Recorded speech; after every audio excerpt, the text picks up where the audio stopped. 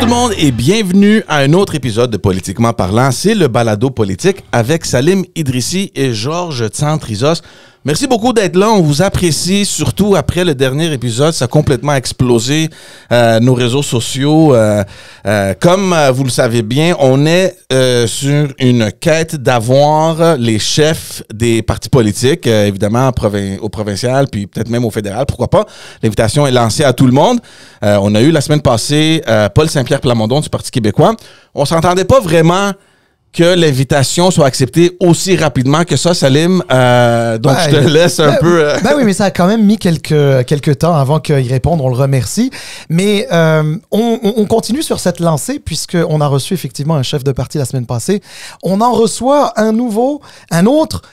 cette semaine, on remercie Éric Duhem d'être avec nous aujourd'hui, chef du Parti conservateur du Québec. Bonjour. Merci les gars, ça me fait plaisir d'être avec vous.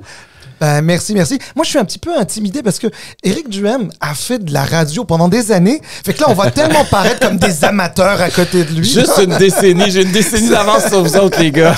Bon, ben alors, tu nous jugeras pas trop si on bafouille par moment, là.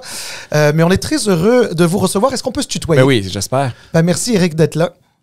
Oui, c'est un plaisir. Et évidemment, on invite tout le monde à aller nous suivre sur les réseaux sociaux, vous abonner sur notre chaîne YouTube. Je suis confiant et je suis content d'avoir Éric Duhem ici et je suis confiant qu'on va avoir du fun. On commence toujours avec les questions les plus difficiles, Éric. Donc, les gens, je suis sûr, ils veulent savoir si pour cette année, tu as payé tes taxes foncières. Eh oui, j'ai toujours payé mes taxes. C'est arrivé que je les paye en retard, puis je paye mes pénalités puis mes intérêts.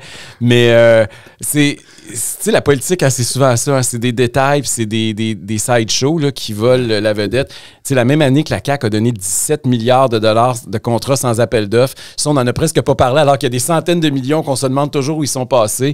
Mais le fait que j'ai payé mon compte de taxes en retard, ça a fait les nouvelles pendant une semaine, pendant l'élection. Puis ça fait partie de la game. Là. Je savais dans quoi je m'embarquais quand j'allais en politique, mais celle-là, honnêtement, je l'avais pas vu venir. Puis je m'attendais pendant la campagne électorale que tu as 125 candidats. Fait que tu dis, là, c'est comme 125 cibles. Tu sais, quand tu es candidat, c'est comme si tu avais une cible dans le front avec un gros rond rouge dans le milieu. Là. Et je me disais, là, ils vont cibler nos candidats. Puis je passais mon temps à surveiller tous nos candidats. J'avais juste pas pensé à moi, mais j'avais pensé aux 124. Puis effectivement, ça a quand même beaucoup mieux été que je pensais parce qu'on avait une très bonne équipe de candidats, ce qui a surpris beaucoup de monde, je pense. Et on est le parti, en fait, qui a congédié le moins de candidats durant l'élection. Durant la campagne électorale. Je pense qu'on est les seuls qui ne l'ont même pas fait pendant la campagne électorale. Donc, j'étais très content. Puis finalement, c'est pas qu'en politique, c'est jamais où tu penses que les attaques vont venir qu'elles arrivent. Ben alors, justement, tu parles de campagne électorale. Puis, tu sais, je pense que c'est quand même important de le mentionner. Le Parti conservateur du Québec existait. Tu as été à la chefferie en fin 2020, si ma mémoire est bonne. Que tu as remporté, on peut dire haut la main, mais c'est pas pour dire que ça a été facile, mais dans le sens que c'était un plébiscite en faveur de ta candidature. C'était 96 % que j'ai eu. C'est ça. Mais il faut se comprendre que le parti avait 400-500 membres quand je suis arrivé, puis on en a vendu 10-12 000, puis il y avait 15 000 membres à la fin de la course. Fait que c'est sûr que les gens qui ont voté, c'était beaucoup des gens que j'avais recrutés. Voilà. C'était pas les gens nécessairement qui étaient déjà là. Oui, mais en tout cas, c'est aussi le principe des partis politiques. Hein, c'est-à-dire il faut vendre du membership, élargir sa base, aller chercher du nouveau monde, convaincre de ceux qui votaient pour d'autres partis dans le passé. Puis bon, là, très rapidement, on a vu que tu étais devenu une espèce de force politique au Québec. Puis on ne va pas se le cacher, il y avait aussi la pandémie qui a été quand même un tremplin. Je dis pas qu'il y avait que ça, mais ça a été quand même quelque chose de très important où ton discours et celui des conservateurs du Québec a quand même pogné d'une certaine manière. Puis on est arrivé jusqu'à l'élection de 2022 et là, c'est un peu aigre-doux. C'est-à-dire que vous faites comme parti un très beau score quand même, là, 12,9, là, disons 13%. 530 000, plus de 530 000 votes. Électeurs, c'est ça, 530 000 électeurs qui ont... Pratiquement le même nombre que les libéraux. Mais c'est ça, exactement, et tout à fait. C'est pas loin du score des libéraux. Malheureusement, aucun élu... Ça se traduit pas en siège. Ouais. C'est sûr que la distorsion démocratique nous a nuit comme aucun parti dans l'histoire du Québec. C'est jamais arrivé que 530 000 Québécois se ramassent avec pas de députés à l'Assemblée nationale. Cela étant, on était un nouveau parti, évidemment. On partait pratiquement à 0, on partait à 1%. On est quand même le parti de notre génération qui a connu la plus forte croissance d'un seul coup. Hein. On n'a jamais vu ça, un parti qui part de... On était comme dans un sol ici à 3-4, puis qui convainc plus d'1,5 million de Québécois. On n'avait jamais vu ça. Puis c'était en un temps très rapide, parce qu'on n'a pas eu 4 ans, nous autres. Là. Moi, je suis arrivé là à 1 an et quelques semaines avant l'élection. Ouais. Là. Donc, on a fait tout ça très, très vite. Puis, ben c'est ça, on ne savait pas nécessairement à qui on parlait, dans le sens où on n'avait pas d'historique. On ne savait pas dans quelle circonscription il fallait concentrer nos efforts. On ne savait pas où répartir nos ressources. Fait qu'on on a fait campagne à grandeur du Québec. Maintenant, on a une bien meilleure connaissance, puis on a plus de temps puis plus de ressources pour faire encore mieux à la prochaine campagne. Puis c'est normal aussi. Il faut comprendre que les électeurs, ils veulent donner une chance à un parti, mais ils veulent aussi le connaître un peu. Fait que je pense qu'il y a 530 000 Québécois qui nous ont fait confiance, puis ils nous regardent aller, puis ils se disent la prochaine fois, ben, on va y aller. T'sais. C'est rare qu'un parti part à 0 puis prendre le pouvoir. Là. Je pense que c'est un peu irréaliste de le voir comme ça. M. Legault, ça y a pris plusieurs élections, puis il partait en plus avec l'ADQ qui avait fait le travail avant lui. Le Parti québécois est parti avec Pierre Bourgault qui avait fait le travail avant René Lévesque, puis René Lévesque a quand même fait 2 mandats dans l'opposition avec très peu de députés, avec 6 ou 7 députés. Donc, c'est normal. Là. Les gens veulent que ça prenne un peu plus de temps avant de faire pleinement confiance. Puis je pense qu'on est sur une bonne lancée. J'ai confiance que ça va se poursuivre aux prochaines élections. Mais ça, c'est aussi un peu... tu sais, c'est comme on dit en anglais, a blessing and a curse. Parce que vous êtes parti, vous êtes monté très, très, très rapidement. Puis là, on vous critique parce qu'on voit que le membership est en baisse. Mais il y a peu de gens, puis on parlait de ça avec Salim juste avant. J'ai dit... Oui, mais tu sais, OK, le gars, il est parti et on fait une montée spectaculaire juste avant les élections. Puis là, tout le monde est en train de critiquer le fait que, le membership, il n'est pas là, les membres sont plus intéressés. Mais est-ce que ça se peut que peut-être on revient un peu à un niveau de normalité? Tu sais, peut-être c'est normal. Peut-être que ce qui n'était pas normal, c'était la montée spectaculaire, mais là, on revient un peu... D'abord, une année post-électorale, là, j'aimerais savoir combien les autres partis au Québec ont vendu de carte de membre. Ouais. Parce qu'à 4 ans des élections, pas grand monde que leur priorité, c'est de penser est-ce que ma carte de membre elle vient d'échouer puis je vais aller la renouveler. C'est pas le temps de renouveler ta carte de membre normalement. On a fait personnellement très peu d'efforts au parti pour renouveler parce que notre priorité, c'était de faire notre congrès puis d'avoir 5 colloques puis de faire travailler sur le contenu avec nos militants puis de faire le travail de terrain que j'allais dans les régions un peu plus, qu'on mobilise un peu nos associations, nos candidats. Donc, le fait qu'on a une base solide, moi, je trouve ça très positif. Le fait qu'en très peu de temps, tu as raison, là, en 1 an, on est devenu le parti qui avait le plus de membres au Québec de tous les partis politiques. Puis moi, je suis très fier d'être à la tête d'un parti qui a une base, qui a des grassroots, là, qui a des militants, qui a des vrais militants. C'est un vrai parti. Tu sais, je regarde le Parti libéral qui a déjà été un parti là, qui avait 200-300 000 membres. Aujourd'hui, on se demande combien des 20 000 ont renouvelé. Là. Ça se peut que ça soit en bas de 10 000. Là. Donc, je veux dire, puis la CAQ, c'est la même chose. Là. C'est un one-man show. Tu vas dans un congrès de la CAQ, la majorité du monde dans la salle, c'est pas des militants, là, c'est des attachés politiques, des députés.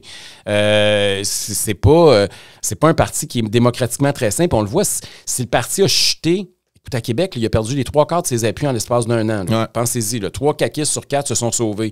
Puis c'est leur château fort. Ça démontre qu'il n'y a pas de fondation. Là. Et je pense, puis si le Parti québécois est en train de ressusciter, c'est parce que c'est un parti qui, historiquement, avait des fondations. Et moi, je pense que c'est le signe de vitalité démocratique d'un parti, c'est pas juste les intentions de vote. C'est sa capacité de mobiliser le monde, c'est sa capacité d'avoir une base solide. Et c'est ce qu'on est en train de construire. Si on veut bâtir pour l'avenir, moi, je suis allé là pour une génération, pas pour une élection. Et le plan, il doit continuer.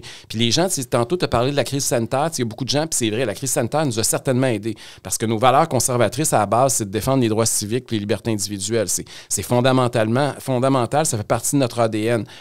Mais on ne l'a pas fait pour avoir des votes. On le fait parce que philosophiquement, on a toujours été là. Moi, j'ai quitté mon job à la radio parce que je n'étais pas capable d'endosser les politiques du gouvernement. Et donc... on a attiré ces gens-là, mais regardez aujourd'hui, s'il y avait des élections aujourd'hui, malgré tout ce qu'ils ont dit contre nous, on est encore au même point qu'on était à l'élection. On n'a pas perdu malgré le fait qu'on n'a pas de visibilité, contrairement au Parti libéral qui a 5 millions de dollars de budget à l'Assemblée nationale avec le même nombre de votes que nous. Nous, on a 0. Puis pourtant, on a gardé nos votes. S'il y avait une élection aujourd'hui, on élirait, là, c'est dépendamment de quel sondage vous croyez, mais entre 6 et 7 députés à l'Assemblée nationale. C'est quand même assez... Le fait qu'on ait peu de moyens, peu de visibilité, qu'on réussisse à garder ce qu'on a déjà, moi, je pense que c'est très prometteur parce que plus on va approcher de l'élection, plus ils vont être obligés de nous en donner de la visibilité. Ils ne pourront pas faire comme si on n'existe pas, mais qu'on a consolidé notre base. c'était tout un défi parce que, comme tu as dit tantôt, nos gens étaient déprimés au lendemain de l'élection. Ouais. Beaucoup de gens se disaient, ça donne quoi d'aller voter si on est 530 000 et on n'est même pas à d'élire un député? Ouais. Puis la participation aux dernières élections au Québec, là, c'est très, très faible. C'était la deuxième plus faible du siècle. Il y a 2 tiers des Québécois là, qui sont allés voter seulement. Et moi, ça m'inquiète, la démocratie. La démocratie, là, c'est d'avoir des choix. Puis le fait qu'il y avait 5 partis compétitifs, on pensait que ça allait augmenter le taux de participation, mais ça l'a fait diminuer. Et ça, c'est un méchant signal au Québec. Là. Il va falloir qu'on se prenne en main, qu'on fasse quelque chose. Puis c'est pas en empêchant les gens de donner de l'argent à des partis politiques qu'on va augmenter la participation citoyenne. Là. Mais il va falloir faire quelque chose pour tous les partis, là, de façon non partisane, ou en tout cas partisane, chacun dans notre côté, mais il faut qu'on s'assure qu'il y ait beaucoup plus de gens qui votent. Puis ça aussi, ça fait partie de notre défi, parce qu'il y a beaucoup de gens qui, pour la première fois, sont devenus membres d'un parti politique. Pour la première fois, ils se sont impliqués. Pour la première fois, ils ont mis une affiche sur leur terrain. Pour la première fois, ils ont été votés. Puis moi, je suis très fier de ça. Je suis très fier d'avoir donné une voix à des gens qui, normalement, n'en ont pas. Très intéressant. Éric, on va essayer de revenir juste un petit peu en arrière parce que justement, le but un petit peu de notre balado, c'est aussi que les gens qui nous écoutent soient en mesure de replacer un peu chaque personnalité qui vient nous rencontrer, nous voir. On revient un petit peu en arrière. Tu sais, t'as quand même commencé ton engagement politique il y a quoi, une trentaine d'années, peut-être même un peu plus? Tu peux dire 40. 40! Bon, ben, non, mais parce que t'es quand même relativement jeune. Donc, non, je suis pas si jeune que j'en ai l'air. Non, mais écoute, c'est ça. Mais en tout cas, t'avais... Mais quel âge je pense que j'ai? Là? C'est pas un secret. T'as 54? Oui, c'est ça. Ouais, genre, je sais bien, mais... Fait que j'ai commencé à 16 ans, j'étais président de mon association de comté. Puis le journal, le Parti québécois. Oui, j'étais un ancien péquiste. Le journal local avait cité, il n'a pas le droit de vote, mais il est élu président. J'avais pas le droit de voter, puis il m'avait élu. Mais non, mais alors justement, tu sais, donc tu t'es impliqué auprès du Parti québécois, aussi du Bloc québécois. Plus tard, tu as été un candidat pour l'Action démocratique avec Mario Dumont.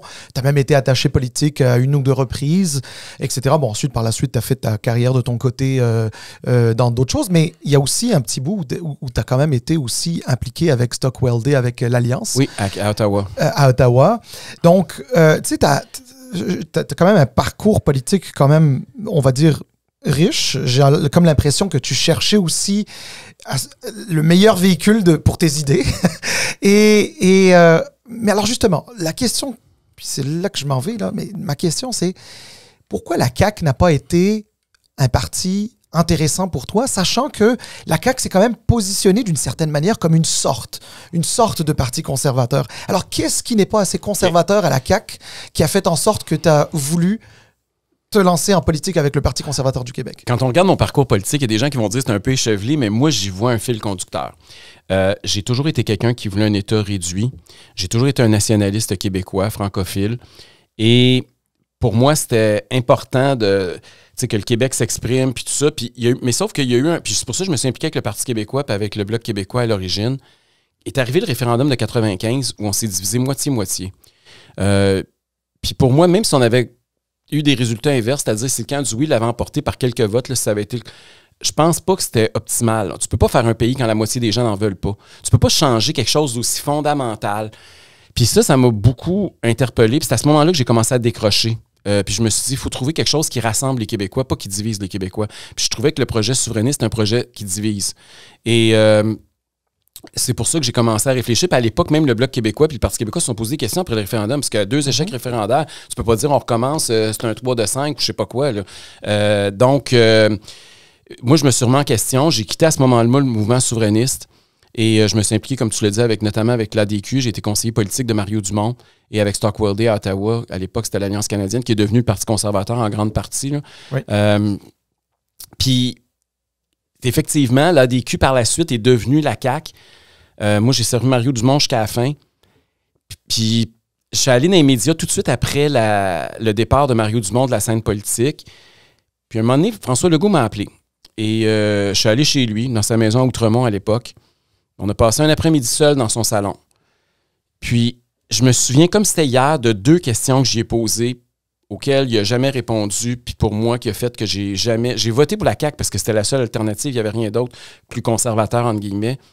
Mais j'y avais demandé, êtes-vous de gauche ou de droite? Puis moi, c'était important, ça veut dire quelque chose. Quelqu'un qui dit qu'il est à droite, ça veut dire quelque chose. Quelqu'un qui me dit qu'il est à gauche, ça veut dire d'autres choses. Il m'avait dit, je ne suis pas à gauche, je ne suis pas à droite, je suis en avant. Fait que là, je me suis dit, OK, ou bien non, il comprend pas les concepts politiques, puis là, ça n'a pas de sens parce qu'il n'y a pas de culture politique pour être chef d'un parti, encore moins premier ministre du Québec. Ou bien non, il rit de moi. Ou bien non, il est vraiment, c'est le vide absolu, puis tout ce qu'il veut, c'est le pouvoir. Fait que là, j'ai dit, OK, oui, il a peut-être mal compris ma question, je vais me réessayer. Je suis là, OK, M. Legault, vous êtes ni à gauche ni à droite, vous êtes en avant. Si vous êtes élu, après 4 ans de gouvernement de François Legault, est-ce que l'État québécois va être plus gros ou plus petit? Est-ce qu'il va y avoir plus de fonctionnaires à votre emploi ou moins de fonctionnaires que le jour où vous êtes rentré dans votre bureau? Il m'a répondu, j'en aurai pas plus, j'en aurai pas moins, ils vont être meilleurs. Là, je me suis levé puis je suis parti. Là, j'avais compris que il n'y aurait jamais rien qui va se passer sous le leadership de ce gars-là. J'avais compris qu'il voulait le pouvoir. Il était très ambitieux, très travaillant. On ne peut pas y enlever ça, mais il n'y avait pas de vision. Il ne savait pas où s'en allait.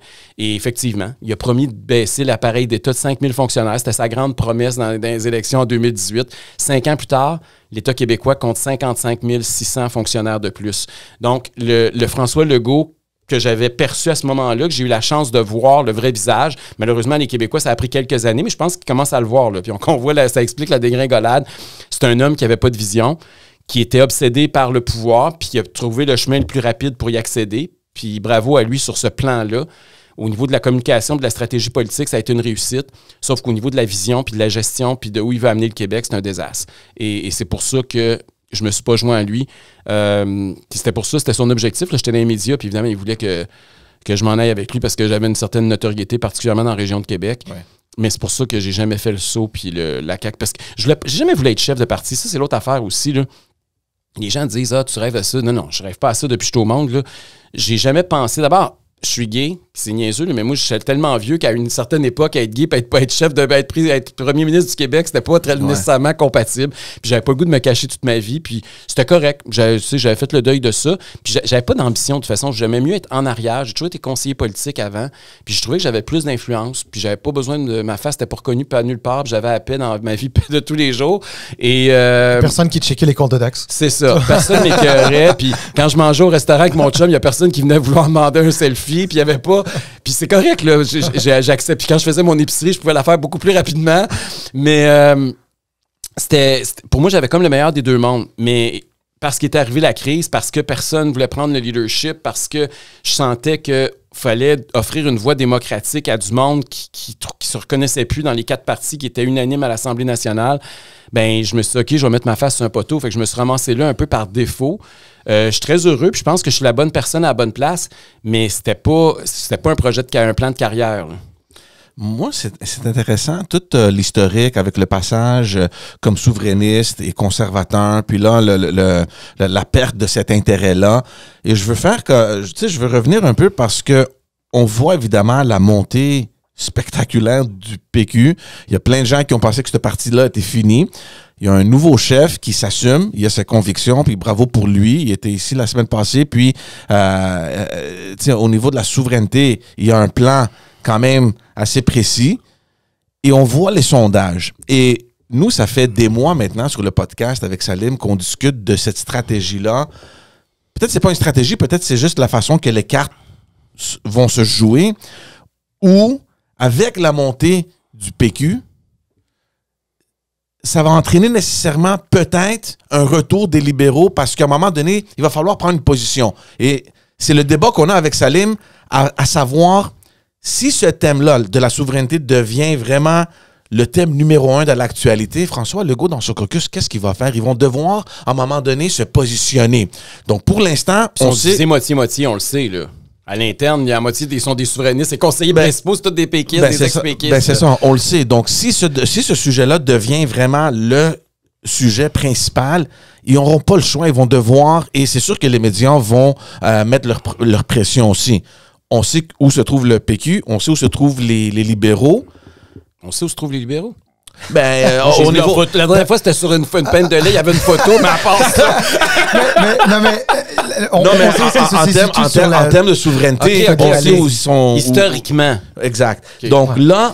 Non, mais attends, excuse-moi, George, tu vas continuer ton propos, mais c'est intéressant ce que Éric vient de dire. Historiquement, on sait que les libéraux sont fédéralistes. C'est juste qu'effectivement, aujourd'hui, en 2024, c'est quoi être fédéraliste? Est-ce que c'est juste vouloir rester au Canada? Est-ce que c'est vouloir faire fonctionner... C'est juste dire on est Canadien. Mais c'est quoi l'idée originale qui est sortie des officines ou de la commission politique ou d'un congrès du Parti libéral du Québec. Dans la dernière décennie, nommez-moi-en une. C'est pas un parti où il y a un bouillonnement d'idées. Il n'y a pas...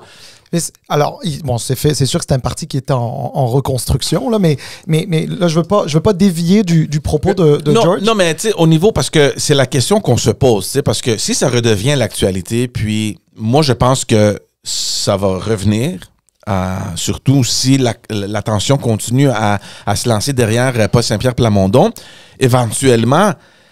Tu sais, on va devoir voir les partis un peu se repositionner. Donc, toi, c'est sûr que un parti au Québec s'appelle un parti conservateur qui, même avant, les gens peut-être le connaissent pas, mais le parti existait avant. Tu sais, c'est pas un nouveau parti.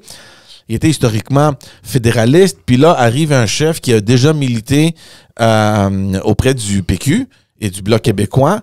Puis, il y a 30 ans. Oui, c'est sûr, mais je veux dire que est-ce qu'il y a quelque part une stratégie où vous pensez peut-être gagner cette course-là des libéraux et de se positionner, de dire, regarde, nous, là, ça, on n'est pas intéressés et beat them to the race. C'est ça, c'est une bonne question. D'abord, vous avez raison de le rappeler. Je suis un nationaliste québécois qui était pour le camp du oui en 1995, donc il y a 30 ans. Cela étant dit, le Québec a dit non. Il y a une nouvelle génération qui n'en veut pas. On ne fait pas un référendum par nostalgie du passé pour réaliser le rêve de René Lévesque de 1976. Puis je dis ça en tout respect. Là. Je ne suis pas en train de juger les boomers qui sont nostalgiques et qui retournent au PQ. Mais cela étant dit, c'est pas ça l'objectif. L'objectif, c'est de rassembler les Québécois. Ce projet-là ne rassemble plus les Québécois. Ce projet-là nous a divisés pendant un demi-siècle. Moi, je salue le fait qu'on en parle moins puis qu'on se divise sur des enjeux, entre guillemets, normaux, comme toutes les autres sociétés démocratiques au monde, entre des partis plus à gauche, des partis plus à droite. Moi, je vais tout faire pour qu'il n'y ait pas de référendum. Moi, mon objectif, c'est pas d'être dans le comité du non, c'est qu'il n'y en ait pas de référendum. Et la position qu'on a, nous, en tant que conservateurs québécois, puis c'est important de le rappeler, puis c'est une des premières choses que j'ai faites. Hein. Quand j'ai été élu chef du Parti conservateur du Québec, j'ai changé le logo, puis j'ai mis une fleur de lys, puis j'ai communiqué beaucoup en français. Je voulais être certain que... Parce que le mot conservateur, ces dernières décennies au Québec, c'est beaucoup associé au Canada anglais. Ouais. Et il fallait québéciser le mot conservateur puis le concept du conservatisme. Et par rapport à notre appartenance au Canada, les conservateurs, contrairement aux libéraux, ont toujours été plus décentralisateurs. Je ne parle pas juste des Québécois, je parle de l'ensemble des conservateurs au Canada. Si vous regardez aujourd'hui, là, je vais vous annoncer un petit scoop. Là. Dans même pas 2 semaines, je vais être en Alberta. Je m'en vais faire une tournée dans l'Ouest canadien. Et mon objectif, c'est de continuer à tisser des liens avec les conservateurs canadiens des autres provinces, pas juste au fédéral. C'est important de savoir que ces gens-là sont beaucoup plus décentralisateurs. Historiquement, c'est le Québec qui était revendicateur de l'autonomie des provinces, le respect de nos compétences. François Legault, à part des beaux discours nationalistes, il est toujours en train de s'aplatir devant Justin Trudeau. Il n'a fait avancer aucun dossier concrètement. Il n'a même pas réussi à rapatrier un seul pouvoir. Quand on citait les péquistes qui n'en rapatriaient pas, on se disait, mais c'est normal, ils entretiennent la chicane, tout ce qu'ils veulent, c'est qu'on n'aille rien, puis après ça, c'est un argument de plus, voter pour le oui. François Legault, lui, c'est pas supposé être ça, là. Parce que souvent, paradoxalement, c'est souvent des gouvernements libéraux qui ont rapatrié certains pouvoirs. On pense à Mme Gagnon-Tremblay à une autre époque, là, avec McDougall, qui avait rapatrié des pouvoirs en immigration, notamment. Mme Marois l'avait fait. Un peu, oui. Mais Legault, on ne peut pas dire rien. Il n'y a aucun champ de compétences où on dit que ça a été un gain pour le Québec. Et moi, je pense qu'il faut redevenir il faut passer à l'attaque. Puis présentement, là, je vois que les champions de l'autonomisme au Canada, c'est les provinces de l'Ouest. C'est l'Alberta qui vient d'aller en Cour suprême, qui vient de gagner des causes contre le gouvernement fédéral. C'est le gouvernement de la Saskatchewan qui fait de la désobéissance civile un peu en ne percevant pas une taxe carbone sur son territoire pour le gouvernement fédéral. Donc, les autonomistes au Canada, évidemment, c'est pas pour des raisons culturelles et linguistiques comme nous nécessairement, mais c'est pour la défense des compétences des provinces. Bien, malheureusement, le Québec a perdu le leadership. Puis moi, je pense que comme conservateur, si on veut se démarquer, c'est le faire non pas juste du nationalisme, là, parce que la question de linguistique, on en reparlera tantôt si vous voulez, là, mais c'est aussi pour c'est une question de respect de nos compétences. Et moi, je suis d'abord et avant tout un autonomiste. Puis le Parti conservateur du Québec aussi, on a adopté une plateforme très autonomiste lors de notre congrès en novembre dernier. Puis je pense que ça va être ça qu'on va offrir aux Québécois. Et il faut le faire. Puis l'autre affaire aussi, c'est contrairement au PQ, on peut parler d'autonomie, puis on veut le faire avec et les communautés culturelles et les anglophones. Ça, c'est l'autre affaire qui est bien importante pour moi. Les Québécois, c'est des gens qui habitent sur le territoire du Québec. C'est pas le monde qui vote pour la souveraineté. C'est pas le monde qui sont des tricotés serrés de vieilles souches. C'est tout le monde qui habite sur le territoire du Québec. Et les anglophones, puis les allophones, puis les communautés culturelles qui sont au Québec aujourd'hui, là, ils sont beaucoup plus francophiles, puis beaucoup plus nos alliés que jamais dans notre histoire. Et il faut voir ces gens-là comme des alliés, pas des adversaires. Puis il faut unir les Québécois. Historiquement, c'était toujours le Québec qui se divisait. On avait le camp du oui, le camp du non. Puis au reste du Canada, ils étaient tous unis, eux autres. Ils étaient tous pour le non. Puis nous autres, on se chicanait entre nous autres, puis eux autres nous regardaient aller.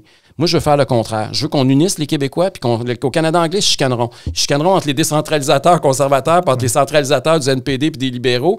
Puis on va pouvoir trouver des alliances, des partenaires au Canada pour faire avancer notre agenda. Ben, vous voyez, ou plutôt, tu vois, Éric, là, je viens de t'écouter parler de ça.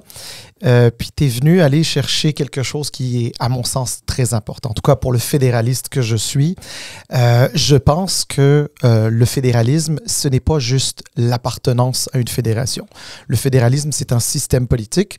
Et pour ça, ça prend de la collaboration à l'intérieur d'une fédération. Ça ne veut pas dire qu'on est toujours d'accord. Parfois, on va se déchirer par moments. C'est normal. Tout le monde tire la couverte sur soi. Mais il y a des canaux de communication qui sont ouverts. Donc là, quand tu me dis que tu t'en vas, puis merci pour le scoop, on a un scoop à notre balado, mais quand tu nous dis que tu t'en vas en Alberta, parce que ton objectif à toi, comme chef de parti, c'est d'être aussi en contact avec des partis politiques du même pays auquel on appartient ailleurs pour échanger sur les meilleures pratiques, savoir comment ça se passe, s'inspirer, ils vont s'inspirer de toi, eux et toi tu vas t'inspirer d'eux et en fait c'est juste un peu logique parce que quelque part là, on est peut-être une société distincte mais on reste une société nord-américaine qui a fondé le Canada et donc quelque part ça c'est très intéressant. Donc moi regarde, moi tu vois ça résonne ce que tu dis. Je veux juste continuer sur ce que tu dis là. L'Alberta puis l'Ouest canadien, on les voit souvent comme ce qu'il y a le plus loin de nous.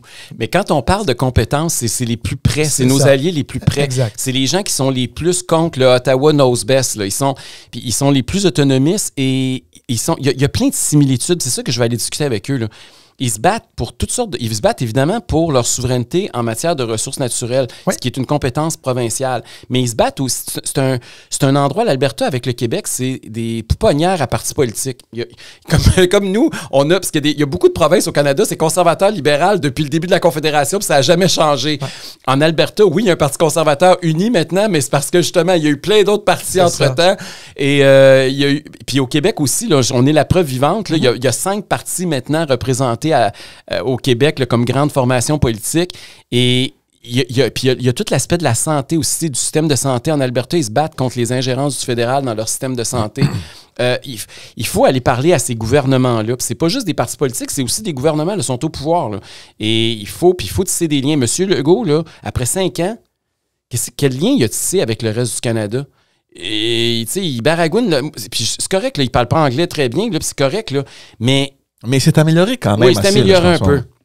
Mais il n'y a pas cette volonté-là de créer des liens avec les autres provinces qui sont des alliés naturels. Puis ça, je trouve que ça affaiblit le Québec, puis ça donne des pouvoirs à Justin Trudeau qui divise pour mieux régner. Ça isole le Québec. Ben oui. En fait, ouais. Moi, je veux revenir parce que sur cette idée-là de booster un peu l'image du conservatisme, et je me demande pourquoi ce concept-là au Québec, ça semble pas pogner. Tu sais, le parti, comme on a dit, ça existait. Les résultats aux dernières élections étaient vraiment négligeables. Tu sais, le Parti conservateur, il y a aucun comté qui se méfiait du candidat conservateur s'il y en avait un. Tu sais, c'est quoi au Québec cette affaire-là avec le conservatisme que ça semble pas comme bien pogné? Ben écoute, c'est sûr que quand pendant un demi-siècle, la seule question est référendaire, c'est sûr que les conservateurs étaient pas... Il y avait juste un camp du non, puis il y avait juste un camp du oui. Ouais. On était très, très polarisés, puis c'était le seul enjeu. Hein. On comprend que les deux partis, c'était des coalitions. Là, la gauche-droite, dans les deux partis, il y en avait. Là. Donc, là, on est sorti de ça. La preuve, c'est pas juste nous. Québec solidaire, la montée de Québec solidaire, là, c'est une preuve aussi de la division de la gauche souverainiste au Québec. Donc, il y a une nouvelle réalité politique. Puis... Le conservatisme, étant donné qu'il n'y avait plus de parti conservateur au Québec, c'est devenu beaucoup associé au Canada anglais. Puis c'est une des raisons, d'ailleurs, quand j'ai pris la décision de me présenter à la direction du parti, Jason Kenney, qui était à l'époque premier ministre de l'Alberta, c'est un ami de longue date, très près de moi, et c'est lui qui m'avait fourni les meilleurs arguments d'y aller. Parce qu'il m'avait dit, Éric, on ne réussira jamais à implanter un gouvernement de droite ou conservateur au Canada, puis on ne gagnera jamais 2 élections sur 3 comme les libéraux le font depuis un siècle, si on ne réussit pas à avoir un parti provincial fort. Il faut, parce que les Québécois, contrairement à tous les autres Canadiens, s'identifient d'abord et avant tout à leur gouvernement du Québec et non pas au fédéral. Alors qu'au Canada anglais, c'est le contraire. Tu es un conservateur fédéral, tu votes Poilievre, donc tu votes le Parti conservateur au provincial. Au Québec, on fait le contraire. Donc, il faut implanter ce parti-là au niveau provincial. Il faut que ça soit en français. Il faut que les Québécois, il faut que ça soit notre ADN qui soit dans ce parti-là. Puis là, on va réussir à faire comme les libéraux puis gagner 2 élections sur 3 à Ottawa. C'est super intéressant ce que tu nous racontes là, Éric. Est-ce que ça peut expliquer, par exemple, qu'il y ait eu, il faudrait que je parle au passé, mais qu'il y ait eu,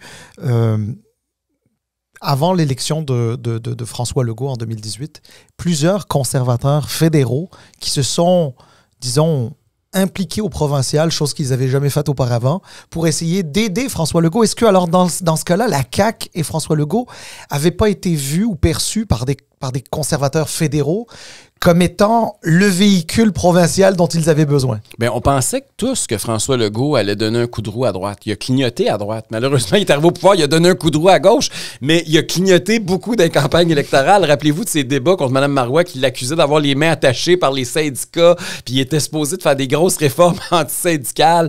Puis évidemment, l'éléphant a accouché d'une souris à ce niveau-là aussi, là. Même ses discours sur l'immigration, là, hein, après 50 000, il y a un an, il nous disait que 50 000 immigrants ou plus. La louisianisation. Un suicide identitaire pour le Québec. Il arrive au pouvoir, il est réélu. 150 000 qui en est rentré dans l'année suivante. Je veux dire, il a dit beaucoup de choses en campagne électorale, puis il a fait beaucoup le contraire une fois qu'il est arrivé au pouvoir.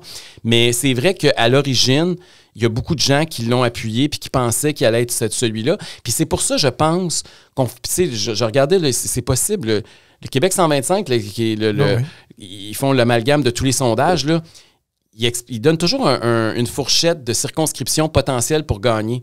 Puis la CAQ, présentement, il en donne 9, je pense, à la CAQ, mais la fourchette est entre 0 et 28. 0. Nous, c'est 1. On commence à 1 et 10. Bon, on ne se rend pas jusqu'à 28 encore, mais on a un comté garanti. La CAQ, c'est 0. Parce que on est en train de bouffer la CAQ, pas par le crémage autour, par le noyau. Nous, on est dans la CAQ, on va chercher les éléments les plus solides. Et pourtant, François Legault, en 2021, avait appelé à voter pour les conservateurs. Ça n'a pas été un succès monstre. Il n'y a pas beaucoup de gens, même son propre entourage, il n'y en a pas un qui connaît qui a voté conservateur. Ah oui? Bien, tout c'est son personnel politique. C'était beaucoup des péquistes qui ont voté pour le Bloc, là, on s'entend. Okay. Et il y en a-tu qui ont voté, je ne sais pas moi, bon, alors pour le Bloc, mais... oui, ben pour les libéraux, peut-être. L'actualité avait fait je vais vous montrer les images tout à l'heure, là, je ne sais pas si vous pouvez les remontrer à l'écran, mais il avait fait les 3 principaux partis, comment les gens votent. Et à la CAQ, le premier parti pour lequel ils votent, c'est 40 quelques %. Ouais. Ils votent libéral. Ils votent pour Justin Trudeau. Ceux qui aiment François Legault aiment Justin Trudeau. Ben oui. Le deuxième parti est de loin, c'est le Bloc québécois, avec à peu près 40 % eux aussi. Puis les conservateurs, si j'ai bonne mémoire, c'était 12 ou 14 % des gens qui votent CAQ. Alors que nous, c'est presque 80 % qui votent pour Pierre Poilievre. Mais ça aussi, c'était analysé dans l'électorat québécois parce que un Justin Trudeau qui, par exemple, s'est prononcé contre la loi 21 au Québec, contre la loi 96 au Québec, et pourtant, puis il se fait élire quand même de manière assez spectaculaire au Québec, là, en tout cas dans les 3 dernières élections, on verra la prochaine. Mais et d'un autre côté, il y a François Legault qui, lui, a fait campagne avec la loi 21, avec la loi 96. D'ailleurs, il attend probablement que la fin des 5 ans de la clause dérogatoire pour repartir en élection là-dessus encore. Alors, comment t'expliques ça, toi, de ton point de vue? Je pense que les deux ont été réélus dans des périodes pendant ou post-pandémie. Okay. Les deux avaient exactement la même position, si vous vous souvenez bien, pendant des mois, des années, en fait. Puis je pense qu'ils ont visé les mêmes clientèles. C'est une clientèle un peu plus âgée, qui était un peu plus insécure par rapport à la COVID. Fait que je pense que c'est ça qui explique le lien entre les deux. Puis le fait aussi que, contrairement à souvent il y a souvent eu des tensions entre le gouvernement du Québec et le gouvernement fédéral parce que le gouvernement du Québec a toujours revendiqué ses pouvoirs puis ça a toujours défendu son autonomie. François Legault, étant donné qu'il a été plutôt souple puis qu'il se laissait dire qu'il demandait quelque chose puis il recevait une fraction puis il remerciait Justin Trudeau, je pense qu'il y avait comme une fraternité ou une bonne entente entre les deux qui a fait que c'était plus facile pour plusieurs. Puis rappelez-vous aussi que la coalition Avenir Québec était une coalition au départ. Il y avait quand même beaucoup de gens. On parle de Brigitte Legault beaucoup ces jours-ci. La directrice générale est un exemple. Il y en a des gens qui sont venus du Parti libéral du Canada avec Justin Trudeau, avec François Legault. Et fait que je pense que... Puis, même au niveau du développement économique, tu sais, M. Fitzgibbon qui donne des milliards à gauche pas à droite, tu sais, M. Champagne à Ottawa, il fait la même chose. Tu sais, je pense qu'ils s'entendent bien. Ils sont dans le même modèle économique aussi, très interventionniste, très planificateur, très centralisé. Je pense qu'il y a beaucoup plus en commun qu'on pense à première vue entre le Parti libéral du Canada puis la coalition Avenir Québec de François Legault. Mais si on revient un peu à ta question, Salim, tu sais, au début, il y avait des rapprochements avec M. Legault, avec cette idée de potentiellement créer cette alternative-là aux deux partis qu'on connaît. On voit dernièrement que là, ils essayent de prendre leur distance, surtout avec les conservateurs, avec ce qu'ils ont fait avec Éric Girard. Hey, mon Dieu! Mais ceux qui ne le savent pas, il faut l'expliquer. Oui, Éric Girard, c'est le ministre des Finances à Québec. Mais oui! Non, mais regarde, on va se le dire, Éric. Là, Éric Girard, ce serait une magnifique prise pour les conservateurs. Éric Girard, non, mais parce qu'il y a peut-être des gens qui ne sont pas au courant. Éric Girard, ministre des Finances, il y a eu une rumeur qui voulait aller... Parce que c'est un ancien candidat sous Stephen Harper du Parti conservateur du Canada. Et la rumeur était qu'il voudrait s'en aller avec Poilievre aux élections, puis Poilievre a dit non, merci. Et bien, ça serait une prise extraordinaire. Peut-être il y a quelques années, mais présentement, moi, je pense que ça serait un boulet. Parce que M. Girard, premièrement, il a présenté les pires déficits de l'histoire du Québec, ce qui n'est pas très conservateur. M. Girard vient d'annoncer une subvention de 5 à 7 millions aux Kings de Los Angeles. Je pense pas que M. Poilievre a envie de défendre le fait qu'on donne des millions à des équipes professionnelles de hockey pendant que les gens ont de la misère à payer leur épicerie. Je pense pas que ça convient très bien au discours conservateur actuel. Mais moi, je le disais plus en termes d'image. Un ministre des Finances du Québec, disons de tradition conservatrice, disons-le comme ça, je me disais qu'en termes d'image, ça pourrait être une bonne prise. Mais je pense qu'au départ, ça l'aurait été. Mais dans le contexte actuel, la CAQ est rendue beaucoup trop loin des politiques conservatrices. Est-ce qu'elle est trop interventionniste? Est-ce qu'elle a les deux mains? Ben oui, écoutez, M. Fitzgibbon, son modèle, là, c'est le Québec Inc., là, c'est l'ancien modèle du Parti québécois de Jacques Parizeau et de Bernard Landry. C'est des gens qui pensent qu'on peut, à coup de subvention, le gouvernement, c'est mieux que les entreprises, que les investisseurs, ce qui est bon pour l'avenir économique du Québec. Et eux vont nous taxer, puis ils vont choisir où ils mettent les milliards. On le voit avec les usines à batterie actuellement. Moi, ça me fait très peur. Là. Peut-être qu'ils ont pris le bon pari, mais c'est un pari. Et est-ce qu'on a à parier avec l'argent des contribuables? Moi, ma réponse, c'est non. Le meilleur pour parier, c'est l'investisseur qui le fait avec son propre argent. Puis le rôle d'un gouvernement dans une société démocratique, c'est de s'assurer que les règles du jeu sont les mêmes pour tout le monde, puis qu'on mette les taxes et les impôts le plus bas possible pour favoriser le développement économique. Mais on n'a pas à donner des subventions, à faire des gagnants puis des perdants.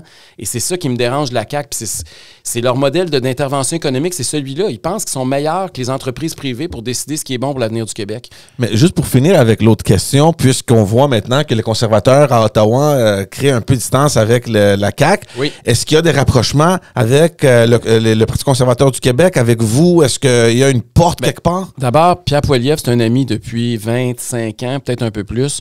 C'est quelqu'un que j'ai connu quand il était étudiant. Il était un jeune conservateur. On s'est impliqué justement pour la course au leadership à l'époque de Stockwell Day, là, il y a très, très longtemps. Et c'est un gars aussi, quand j'ai été candidat pour l'Action démocratique du Québec en 2003, il était stagiaire à Ottawa pour le parti, puis il était venu, il avait pris ses vacances pour venir travailler avec moi dans mon comté pour m'aider à Deux-Montagnes où je m'étais présenté. J'étais vice-président de l'ADQ à l'époque, et parce qu'il voulait connaître la politique québécoise, il voulait perfectionner son français. Donc, on a des liens qui nous unissent, qui vont bien au-delà de la politique depuis très longtemps. Donc, c'est quelqu'un que je respecte. Je suis membre du Parti conservateur du Canada. Je vais voter pour Pierre Poilievre lors de la prochaine élection. C'est pas à moi à dire pour qui vous avez à voter. Les Québécois sont assez grands pour prendre leurs propres décisions. Cela étant dit, moi, je me cache pas. Je pense que c'est important d'être transparent avec tout le monde. J'invite nos membres, nos militants qui veulent s'impliquer au Parti conservateur du Canada de le faire. Je pense que ça va ajouter de l'expérience. S'il y a nos candidats qui veulent se présenter, s'il y a nos organisateurs qui veulent militer, moi, je trouve que c'est bon. Ça va leur donner encore plus d'expérience. On va grandir la famille conservatrice. C'est ce qui nous a beaucoup manqué dans la dernière campagne électorale, de l'expérience, parce qu'on avait beaucoup de gens qui voulaient beaucoup, mais qui avaient très peu d'expérience. Donc, Donc, dans ce sens-là, on va collaborer d'une certaine façon, mais on n'a pas de lien organique. Il n'y a pas de lien officiel entre les deux partis, comme il y en a déjà eu entre les libéraux fédéraux et les libéraux provinciaux, par exemple. Mais ça, c'était il y a longtemps quand même. C'était longtemps, mais ça a déjà existé. Ça a déjà existé. Mais nous, il n'y en a pas. Puis même, c'est comme le Bloc québécois puis le Parti québécois non plus officiellement, ils n'ont pas de lien organique, mais on sait bien que les organisateurs, souvent, c'est les mêmes. Là, ça va être la même chose avec nous. Mais alors, ça m'emmène à une question. Éric, tu as commencé la politique, tu nous disais, il y a près de 40 ans. Tu étais pas mal jeune à l'époque. Je le suis encore. Justement, c'est là que je m'en allais. C'est exactement là que je m'en allais. Tu as commencé il y a longtemps, mais comme tu as commencé jeune, tu es toujours jeune, puis tu en fais de la politique. Écoute, tu as fait le Parti québécois, le Bloc québécois, tu as fait l'Alliance canadienne. L'ADQ. Les conservateurs. Du Québec. Évidemment, l'Alliance canadienne qui a fusionné avec les progressistes conservateurs, qui a donné le Parti conservateur du Canada, qui est probablement plus alliance que Parti progressiste conservateur. Ouais. On l'a vu à la dernière chefferie, d'ailleurs. Tu as toujours été dans l'opposition, à 54 ans. Sauf avec Harper. Avec Harper? Mais avec Harper, t'étais... Mais j'étais pas vraiment impliqué dans le jour de jour. Mais c'est ça. Mais là, t'as toujours été dans l'opposition à 54 ans. As-tu le goût d'être enfin au pouvoir pour mettre en place? Oui, j'aimerais ça être au pouvoir, mais en même temps, je ne laisserai pas mes convictions à la porte pour pouvoir exercer le pouvoir. Je pense que c'est important que quand tu arrives au pouvoir, tu y vas pour les bonnes raisons, puis tu fais ce que tu dis, puis tu dis ce que tu fais. Et c'est pour ça que je suis pas allé à la CAQ. Ça me tentait pas de prendre ça, puis de laisser mes convictions au vestiaire, puis de faire comme certains députés puis ministres à l'heure actuelle qui font le contraire de ce qu'ils pensent. Éric Girard, là, je pense pas qu'il est fier quand il pense qu'il a fait le pire déficit de l'histoire du Québec, puis qu'il est allé donner de l'argent à des Kings de Los Angeles. Je suis pas sûr que c'était ça son idéal quand il était un conservateur sous Stephen Harper. Là. C'était pas ça qu'il voulait faire en vie. Par exemple, le téléphone demain sonne, c'est Pierre Poilievre. « Hey Éric, comment ça va? Ça va bien? Écoute, j'ai besoin de toi à Ottawa. » On en a déjà parlé, OK? C'est pas, je mentirai pas, là, mais je pense encore, puis je l'ai dit le 22 octobre 2020, quand j'ai annoncé officiellement que je me présentais à la direction du Parti conservateur du Québec. Puis c'est ce que j'avais négocié aussi, très serré avec mon conjoint. Je vais en fait diriger ce parti-là pour une décennie. Je pense que j'ai choisi de mettre mon expérience, ma connaissance, mes talents de communicateur au service du parti pour une décennie. Le chemin parcouru jusqu'à maintenant est quand même relativement positif. Il me reste encore, 7 ans à faire, un petit peu moins que 7 ans. Puis j'ai l'intention de continuer le chemin que j'ai commencé. Puis je pense que en faisant ça, je vais aider Pierre Poilievre aussi. Alors, écoute, regarde, j'avais entendu déjà dans les médias en fait, cette réponse-là, dans le fond, c'est pas la première fois. Ça, par contre, c'est pas un scoop. Ça, tu nous mais il faut toujours répéter la même chose des fois, puis ça passe le message. Non, mais c'est très cohérent, c'est exactement le même message, puis c'est parfait. Mais là, regarde, là, c'est pas Éric qui parle, là, c'est Salim qui parle. Tu sais, moi, je veux dire ce que je pense, puis tu me diras ce que tu penses de ce que je pense, OK? Tu sais, moi, je trouve que tu as un fil conducteur dans ta carrière. Puis tu n'as jamais dérogé à ce fil conducteur, quel que soit le véhicule que tu as utilisé. Même quand tu es passé de la politique à la radio. Puis j'ai gardé mes idées à la radio, là, c'est sûr. Non, absolument, c'est certain. Là, tu sais, le chef du Parti conservateur fédéral actuellement, M. Poilievre, justement, il est issu de l'Alliance. C'est les idées de l'Alliance, celles pour lesquelles tu t'es aussi, t'as beaucoup milité. Tu le dis toi-même, c'est un ami. En ce moment, moi, j'ai comme l'impression qu'il est pogné avec une équipe du Québec qui ne lui ressemble pas. En tout respect pour à la fois les élus et autres personnes. Sauf pour un. Sauf pour un député. Ah oui, ben il y en a un qui lui a donné son soutien à la toute dernière minute. Là, je pense qu'il a hésité un petit peu. Là. Mais en tout cas, effectivement. Mais là, tu as l'opportunité, puis moi, j'essaie de me mettre à ta place ou à essayer de jouer au pseudo-conseiller. Puis je me dis, 54 ans, t'es au meilleur moment, je pense, de ta carrière parce qu'avec tout ce que tu as fait, tout ce que tu as engrangé, j'ai l'expérience puis l'énergie. Exact. Non, mais c'est ça. Mais c'est en plein ça. Puis là, puis là, t'incarnerais probablement. C'est Salim qui parle. Hein. Je te demande pas de confirmer nécessairement. Je vais te demander de commenter, par exemple. Mais t'es celui qui ressemble plus au Québec connu, en tout cas, qui ressemble plus au message de Pierre Poilievre. Tu serais incontestablement son meilleur atout.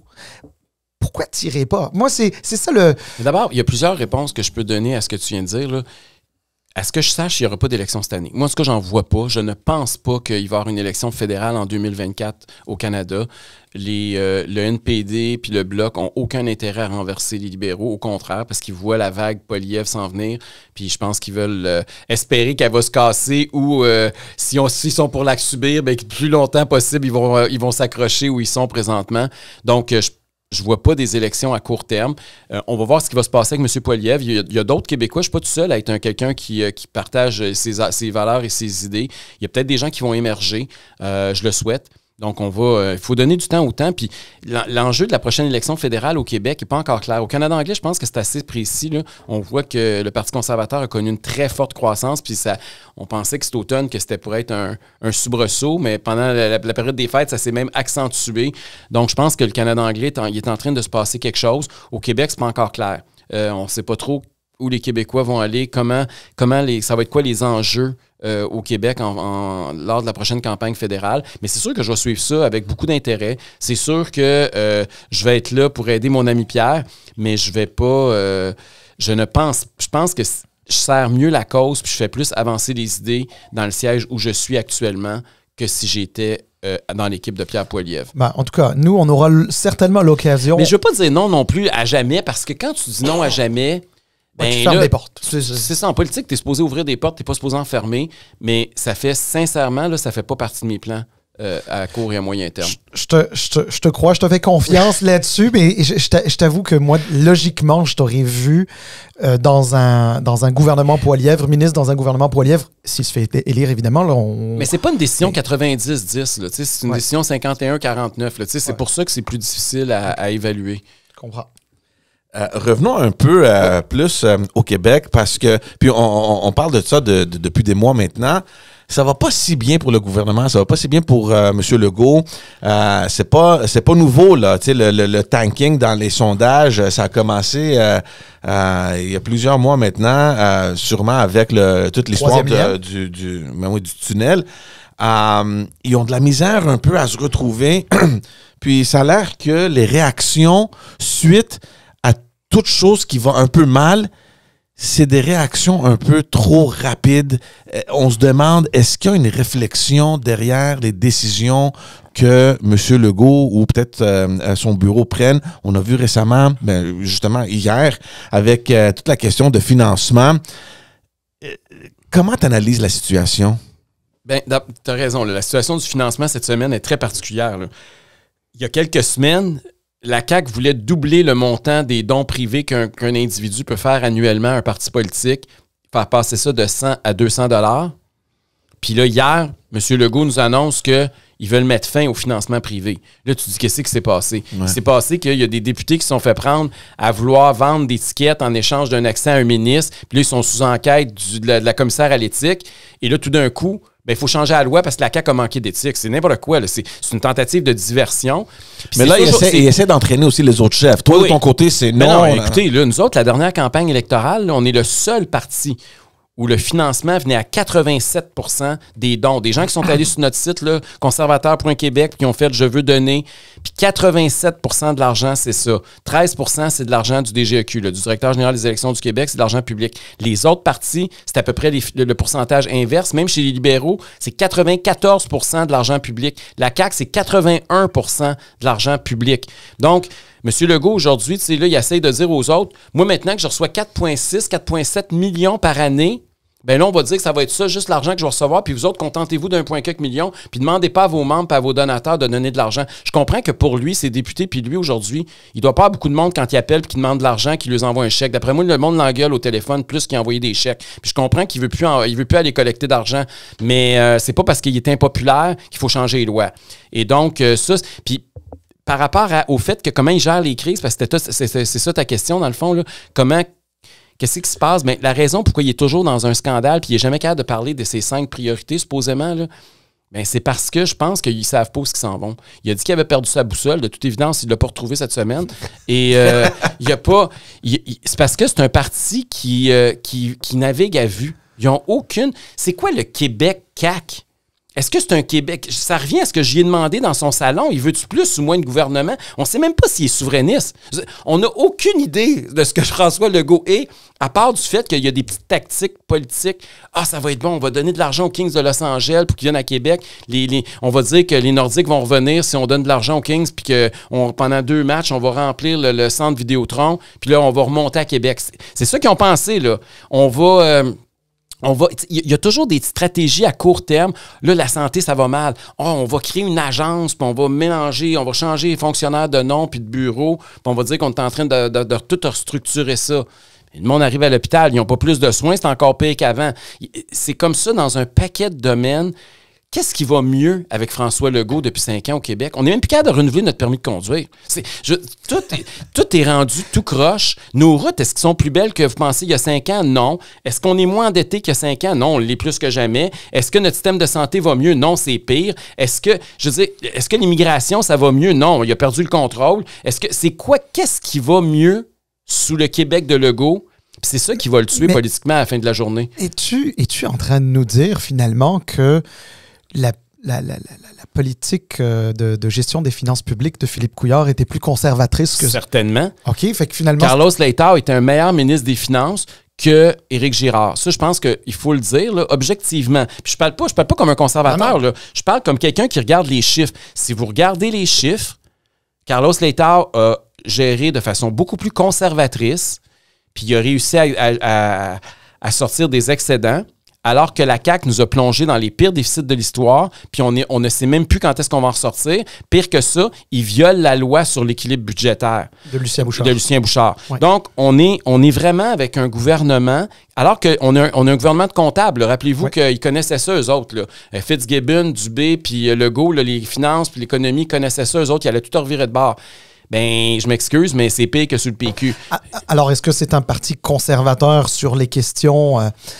dites sociales, je veux pas trop exagérer parce que, mais je veux dire sur les questions d'identité, etc. C'est pas un parti conservateur, c'est valeurs fondamentales. Ils ont voté pour la motion de QS sur les drag queens. Je pense pas qu'on peut dire que c'est un gouvernement très conservateur sur ce plan-là. Oui, mais on est quand même aussi au Québec, une société qui est quand même un temps soit peu plus progressiste. Oui, mais attendez, là, c'est pas parce qu'on est unanime à l'Assemblée nationale que les 4 partis ont voté pour exposer les enfants du Québec aux drag queens puis faire du Québec un modèle de diversité que les parents sont d'accord.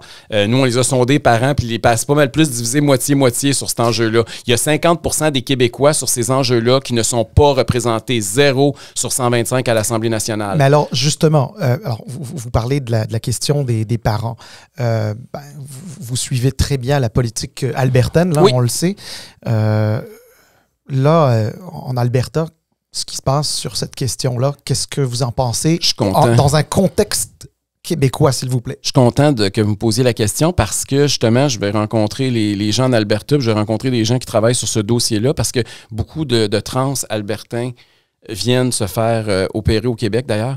Et je veux en connaître davantage parce que le projet de loi vient d'être déposé. C'est encore tout chaud. Là. C'est ça, juste pour informer les gens qui écoutent, là, en Alberta, il y a une proposition maintenant d'annuler complètement les opérations, toutes les procédures de changement de... Ce que j'ai compris, je vais vous dire ce que j'ai compris, là, c'est que jusqu'à 15 ans, il n'y a plus possibilité de rien faire. Donc, même les bloqueurs d'hormones, parce que ça, c'est assez controversé aussi, là, il y a possibilité de rien faire. À partir de 16 à 18 ans, il y a possibilité de commencer une transition, mais pas rien d'irréversible et avec le consentement des parents. Donc, c'est ça c'est ce que j'ai compris. Là. Ça peut-être que j'ai des nuances qui m'échappent, puis peut-être qu'il va y avoir des amendements, parce que là, on est juste au dépôt d'un projet de loi. On est loin de l'adoption d'une politique. Là. Mais je crois comprendre qu'au Québec, là, il y a beaucoup d'avancées qui sont faites à ce niveau-là sans qu'il y ait un débat public. Et moi, ce que je veux, c'est qu'avant qu'on prenne position, là, qu'on ait un débat public. Au Québec, c'est en train de se faire en douce, puis il n'y a pas eu... Les parents ne sont pas informés, les citoyens ne sont pas avisés, mais il y a des avancées à ce niveau-là. Et c'est une question éthique, c'est une question morale. Moi, je suis philosophiquement, là, oubliez le projet de loi, philosophiquement, je suis quelqu'un qui pense que c'est d'abord et avant tout aux parents de prendre les décisions quand tu as des enfants mineurs. C'est pas au gouvernement de décider. Ouais. Moi, ça me choque quand on me dit qu'il y a des parents qui se font appeler au féminin pour un garçon dans une école puis que les parents n'en sont pas informés. Justement, il faut juste aussi noter que sur cette question-là, le Saskatchewan, le Nouveau-Brunswick, ils ont passé des lois pour éviter que ça se passe. Il faut absolument le consentement des parents, surtout dans les écoles. Puis moi, je suis gay, là. Je suis pas quelqu'un qui est conservateur sur le plan social. Okay? C'est important de le souligner. Quand je fais de ma sortie contre les drag queens, je l'ai pas fait tout seul. Je l'ai fait avec Michel Blanc, qui est la transgenre la plus connue au Québec, probablement. Puis je voulais pas qu'on... C'est pas une affaire de transphobe ou d'homophobe. C'est une affaire de valeur morale fondamentale où on respecte le choix des parents, puis où on chemine, mais en même temps, on impose. Là, on a l'impression qu'il y a un agenda idéologique qui essaie d'être imposé sans le consentement du parent. Moi, que des drag queens arrivent dans les écoles, si les parents sont d'accord, c'est leur choix. Okay? S'ils veulent amener leur enfant à la bibliothèque voir Barbada, ils ont le droit. Cela étant dit, que les parents découvrent, parce qu'il y a un livre dans le sac d'école de leur enfant, qu'on est en train de leur enseigner la théorie du genre contre sa volonté, moi, je me choque. Parce que c'est pas le rôle de l'État d'inculquer des valeurs morales aux enfants, c'est le rôle du parent. Puis si le parent veut que Barbada participe à ça, c'est son choix, mais si le parent ne veut rien savoir de Barbada, il faut aussi respecter ça. Si je fais un petit peu l'avocat du diable, là, Eric... Tu as le droit d'être en faveur de la théorie du genre, là, c'est pas... non, je sais. Moi, je respecte tout le monde. Mais je sais, puis d'ailleurs, nous aussi, on respecte tout le monde. C'est pour ça on reçoit des gens qui pensent différentes choses. Puis honnêtement, je me suis jamais trop posé de questions sur le sujet, donc j'ai pas vraiment de réponse là-dessus. J'ai déjà eu un débat animé avec quelqu'un que tu connais bien sur cet enjeu-là. Oui, effectivement. Mais tu vois, en fait, moi, ce que j'essaye de voir aussi ça d'un point de vue sociétal, un peu comme toi tu le fais. Puis, c'est quoi le rôle, justement, de l'école dans, comment dire, une sorte d'ouverture d'esprit sur la différence, sur la diversité dans toutes ces caractéristiques, etc. C'est le respect. Moi, je pense que c'est le rôle de l'école, d'abord, c'est d'éduquer, puis c'est d'instruire. Fondamentalement, là, ça devrait être ça. La fonction de base de l'État, c'est pas d'inculquer des valeurs morales dans les écoles, c'est de s'assurer qu'on a un système d'éducation qui instruit nos enfants, puis qui leur apprend à compter, à lire, à écrire, etc. Puis à bouger un peu aussi, puis à devenir de bons citoyens. Je pense qu'on peut parler du respect, mais quand on est rendu, qu'on explique à des jeunes enfants au primaire qu'un homme peut avoir un pénis, là, je pense qu'on a dépassé cette limite-là. Et moi, c'est ça qui m'inquiète puis qui me perturbe. Puis je suis pas en train de dire qu'il faut pas le faire, là. Il y a des parents qui nous écoutent. Premièrement, vous savez à quel rythme votre enfant progresse. Puis c'est pas vrai que tous les enfants au même âge sont prêts à se faire parler de ça. Deuxièmement, c'est vous qui choisissez jusqu'où vous voulez aller dans ce que vous voulez leur enseigner. Puis je suis pas religieux. Là. Mon but, c'est pas d'inculquer des valeurs religieuses. Là. On a sorti justement la religion de nos écoles au Québec parce qu'on considérait que ça devait être laïque. Pour moi, la théorie de genre, c'est une forme de religion. C'est un dogme qu'on essaie d'inculquer. Puis c'est une gauche très, très progressiste. Là. C'est la gauche de QS qui pousse ça. D'ailleurs, leur motion, c'est eux qui l'ont amené à l'Assemblée nationale. C'est pas un hasard. Et là, on voudrait qu'une théorie très controversée entre sans débat dans nos écoles et nos garderies, un instant, là. Et puis, moi, c'est ce que je veux. Là. Je veux qu'on ait un débat, mais on n'aimait pas d'avoir un débat. J'ai rassemblé des dizaines de milliers de gens. On a déposé une pétition. La ministre responsable du dossier, Martine Biron, a même pas voulu accueillir ma pétition. C'est quel respect ils ont pour ces gens-là? Il y a 50% des Québécois qui n'ont même pas une voix à l'Assemblée nationale. Parce qu'on pense pas comme eux, il faut se taire. Pas 50% des Québécois, mais 500 000 Québécois, c'est ça. Non. Il y a 50% des Québécois qui sont contre l'enseignement de la théorie du genre dans les écoles. Selon des sondages. Selon Léger Marketing. C'est ça. Mais alors, en fait, évidemment, encore une fois, quand je dis je me fais l'avocat du diable, c'est parce que j'essaye j'essaye de me mettre à la place de certains, je sais pas moi, hauts fonctionnaires, politiciens, etc., qui sont actuellement à la tête du gouvernement du Québec. Est-ce que, justement, le fait qu'on ait une société qui soit de plus en plus diversifiée, puis là, on ne parle pas juste de diversité ethnoculturelle, mais effectivement sexuelle et autres, est-ce que, justement, pour éviter les sentiments homophobes, transphobes, racistes, antisémites, islamophobes, puis bref, tous les ismes, là, tout ce qui ne va pas bien là, dans la société, est-ce que justement l'idée un petit peu de sensibilisation sur ces questions-là à l'école n'est pas nécessaire? Moi, c'est une des raisons pour que je suis sorti, puis c'est une des raisons pour que j'étais avec Michel Blanc. nous, on pense que, tu sais, à vouloir trop tirer sur une fleur, là, elle pousse pas plus vite.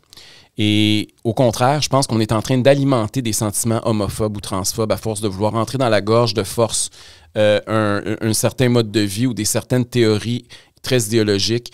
Et je pense que ça va avoir l'effet inverse. Au Québec, on est une des, sinon la société la plus tolérante au monde. Oui.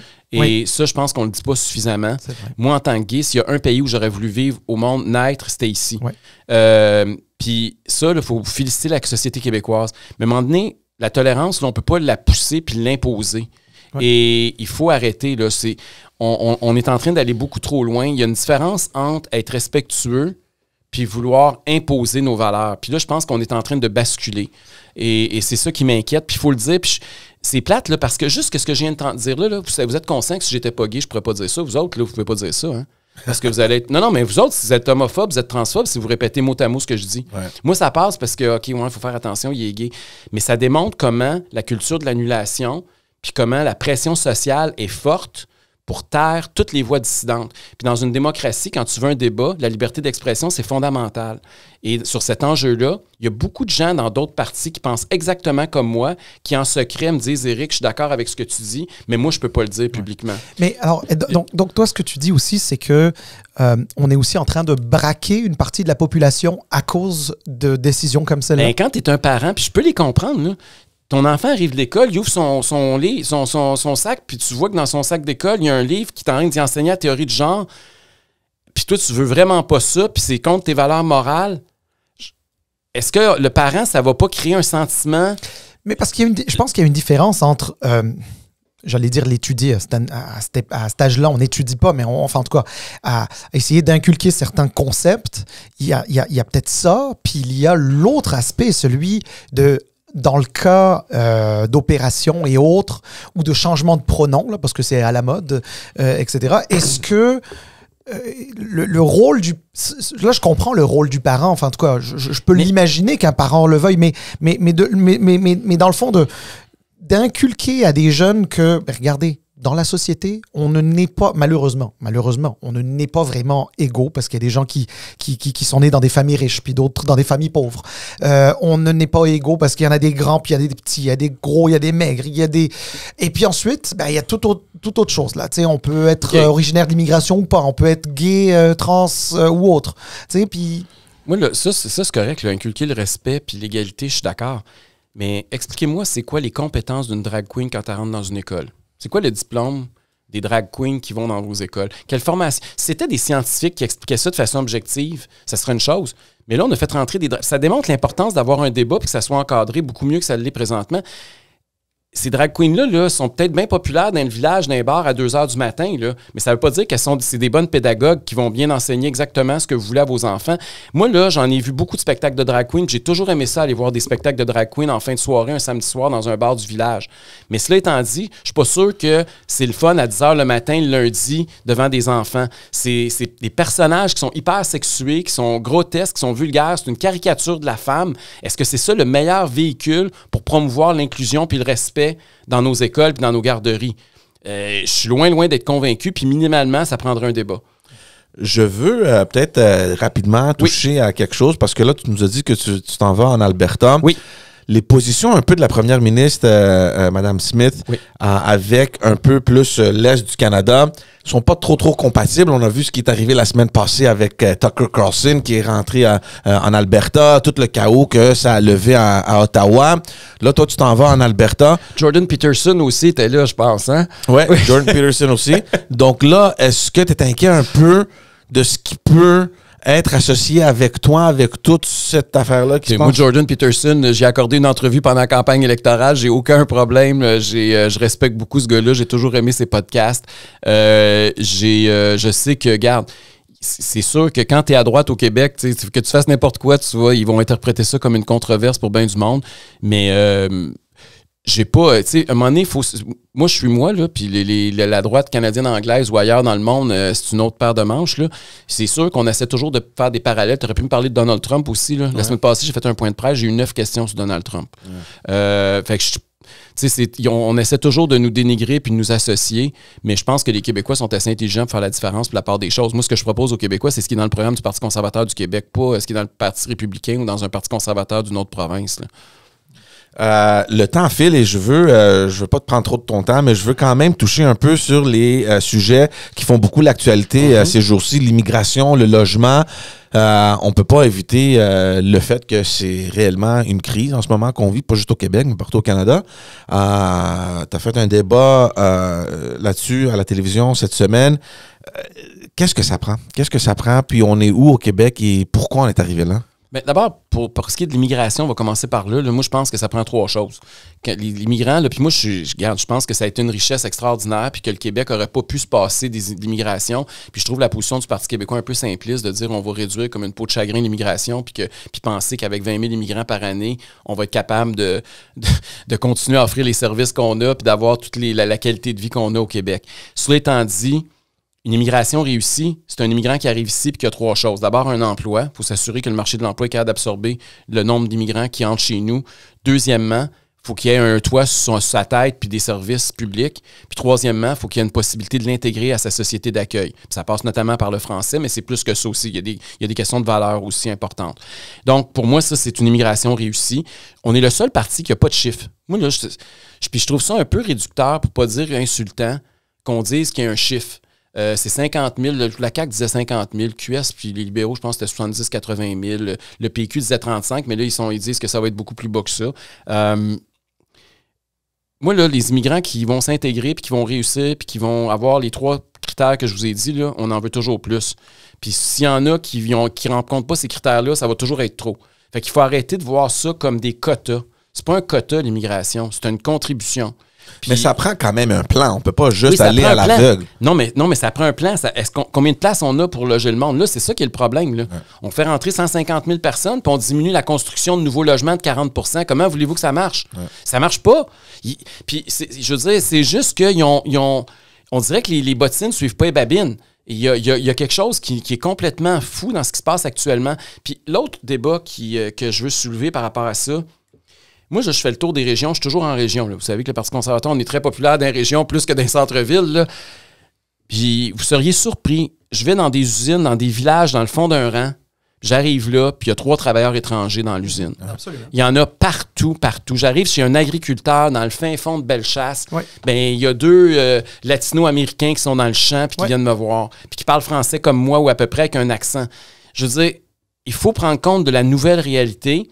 Puis ces gens-là, on ne va pas les retourner dans leur pays d'origine, là, contrairement à ce que le PQ rêve. Là. C'est impossible. Là. Je comprends qu'il y a 1 million de travailleurs, puis pas de travailleurs, mais d'étrangers présentement temporaires au Québec. Mais on ne peut pas dire à ces entreprises-là, vous allez fermer ou vous allez défricher la moitié moins de votre terre l'année prochaine parce que vos 2 Mexicains, on les retourne dans le prochain avion pour Mexico City. Là. Ça ne marche pas de même. Ouais. Et ça, c'est important. Puis, chaque fois que je rentre dans une usine, quand je parle aux propriétaires ou quand je vais dans une chambre de commerce régionale, la première chose qui me parle, c'est des travailleurs étrangers. C'est le premier sujet à cause de la pénurie de main-d'œuvre. Ça, c'est le côté pro-immigration, il faut augmenter. L'autre côté maintenant, quand je parle à des gens de faible revenu, qui ont des petits jobs, ce dont ils me parlent, c'est que leur logement augmente parce qu'il y a de plus en plus de pression, parce qu'il y a de plus en plus d'immigrants, puis il y a de moins en moins de logements, et qu'ils compétitionnent contre ces gens-là pour avoir un meilleur logement. Les emplois, les immigrants qui arrivent, souvent, c'est les emplois les plus précaires. Ils veulent faire les emplois qui ont les plus bas salaires. C'est exactement la compétition pour eux. Et ils se sentent menacés dans leur travail ou ils sentent que leur travail, même leurs revenus vont descendre parce qu'ils ont plus de compétition. Ils me parlent de leurs écoles, de leurs enfants où il y a beaucoup de nouveaux arrivants, où le niveau a descendu parce qu'il y a beaucoup d'enfants qui ne maîtrisent pas bien le français, où ils ont des problèmes d'intégration quand ils arrivent, ce qui est normal. Mais c'est dans leurs écoles qu'ils vont. C'est dans leur quartier qu'ils vivent. Les gens qui intègrent les immigrants, c'est pas les gens qui sont très riches, c'est les gens qui sont très pauvres. Et ces gens-là, on les traite souvent de racistes au Québec. Ils ne sont pas racistes. C'est que c'est eux qui subissent les côtés les moins le fun de l'immigration, alors que les entrepreneurs qui font plus d'argent quand il y en a plus parce qu'ils peuvent en embaucher plus, eux, ils ont le côté doré de l'immigration. Et il faut faire, comme politicien, une espèce de pont entre ces 2 réalités-là. Comment qu'on le fait? Mais c'est ça, c'est pour ça qu'il faut se parler, puis c'est pour ça qu'il faut que ça respecte les 3 premiers critères. Puis c'est pour ça que ça prend des logements, c'est pour ça qu'il faut construire pour pas que les gens se sentent menacés puis insécurisés. C'est pour ça qu'il faut franciser leurs enfants pour pas que leurs enfants... c'est pour ça que ça prend des places aussi dans le système de santé puis dans la garderie pour pas qu'il y ait l'impression qu'eux autres attendent plus parce qu'il y a un nouvel immigrant qui vient d'arriver. Donc c'est très complexe, mais j'aime pas le débat. C'est pas un débat entre des racistes puis du monde qui veulent faire entrer n'importe qui. Là. Faut arrêter d'être sur cette traque-là. Puis j'ai peur qu'on se dirige vers ça là, présentement parce que d'un côté, le PQ dit non, ça va toujours être trop d'immigration, peu importe le nombre que vous sortez. Puis de l'autre bord, il y a des gens qui veulent faire de Montréal une espèce de havre là, où il y a, comment ils appellent ça, un dortoir, pas un dortoir, une ville... sanctuaire. Sanctuaire. Je veux dire, c'est la réalité, il faut que ça soit ni un ni l'autre. Là. On a toujours eu des politiques d'immigration au Québec où on était capable d'intégrer le monde. Puis c'est pas vrai que ça a été un échec total, l'immigration au Québec. Là. Non, non. Vous êtes des exemples devant moi, là, mais je veux dire, le portrait de l'immigration au Québec, là, il est plus beau aujourd'hui qu'il était historiquement. Il n'y a jamais eu autant, puis c'est vrai aussi même pour la communauté anglophone, on peut inclure ça là-dedans, il n'y a jamais eu autant de non-francophones qui parlent français, qui se marient avec des Québécois de souche, qui envoient leurs enfants dans des écoles françaises ou des écoles d'immersion ou des écoles bilingues. Jamais de notre histoire. C'est faux de prétendre que c'est une menace. Ils ont eu une contribution. C'est sûr qu'il y a des cas, là, ils vont toujours me sortir des cas qui vont prouver le contraire. Mais globalement, là, la contribution, elle a été positive. Ouais. Puis ça, il n'y a personne qui dit ça. Et ça, c'est important de le souligner. Il faut arrêter de parler juste des échecs. Il faut aussi parler des succès. Puis si on veut intégrer le plus grand nombre de nouveaux arrivants puis d'anglophones à la réalité de la majorité francophone, ben il faut qu'on soit des winners, il faut qu'on gagne, il faut que ça soit le fun puis payant d'être avec nous autres. Arrêtez de vouloir imposer des choses puis enlever des libertés aux minorités pour qu'elles soient forcées d'être avec nous. Ça ne fonctionnera pas dans ce modèle-là. Puis c'est ça que j'aime pas du débat actuel. C'est toujours qu'on essaie de mettre des carcans. L'exemple de cette semaine, c'était fou, là. Ils veulent que Spotify, là, y ait du contenu francophone québécois, sans quoi il y aurait des sanctions. Là, tu te dis, OK, là, eux autres, là, la même gang qui pensait que le panier bleu allait évacuer Amazon il y a quelques mois, là, ils pensent qu'ils vont réinventer Spotify. Là. Puis ils pensent, eux autres, qu'au Québec, là, on vit dans une planète complètement déconnectée du reste de l'univers, puis que nous, on va avoir notre propre Amazon, puis notre propre Spotify juste pour nous autres au Québec, juste francophone. Ce que ça fait, là, même moi, comme Québécois francophone, là, ça m'éloigne de la culture et de la réalité francophone du Québec. Parce que je me dis, coudonc, ils sont obligés d'avoir des barrières puis de brimer notre liberté à ce point-là parce que leur produit est tellement mauvais? Parce que c'est comme ça qu'on se sent quand on est obligé. Ben, moi, je veux les rassurer. Notre balado, il est sur Spotify. Fait que c'est du contenu québécois. Exact. Fait que c'est correct. C'est ça. Alors, écoutez Politiquement parlant sur Spotify et on est aussi sur les autres plateformes. Non, mais vous comprenez la logique. Il y a quelque chose qui est complètement fou puis ça donne pas le goût aux gens de l'extérieur, même à ceux qui sont ici de souche, de se joindre à ce gang-là. Tu te dis, voyons donc, ça marche pas de même. Là, ils vivent sur quelle planète? Ils sont dans quelle époque? On peut honnêtement continuer la discussion pendant des heures. Il va falloir mettre un point parce que tu as plein d'autres choses à faire que de t'asseoir ici dans mon sous-sol. Mais un grand merci d'avoir pris le temps d'être venu. L'invitation est toujours là. Pour les autres chefs, venez. La porte est toujours ouverte puis ça nous fera plaisir. Si on continue notre montée avec ce balado-là, ça se peut qu'on va accueillir un débat des chefs en 26. Ah, let's go! On en a fait un cette semaine. Il en manque juste un. Par exemple, d'après moi, il y en a un que vous allez avoir de la misère à convaincre à venir autour de la table. C'est parce qu'il a son propre balado. On lui fait un peu de concurrence. Bonjour tout le monde. Merci beaucoup tout le monde. Merci à vous deux. Allez vous abonner sur notre chaîne YouTube. Aidez-nous à grandir cette communauté-là. On l'apprécie. Envoyez-nous vos commentaires, vos questions. On les lit. Évidemment, on répond pas à toutes, là, mais on vous apprécie énormément. Merci beaucoup et on vous voit la semaine prochaine avec un tout nouvel épisode. Merci beaucoup, Eric. Merci à vous.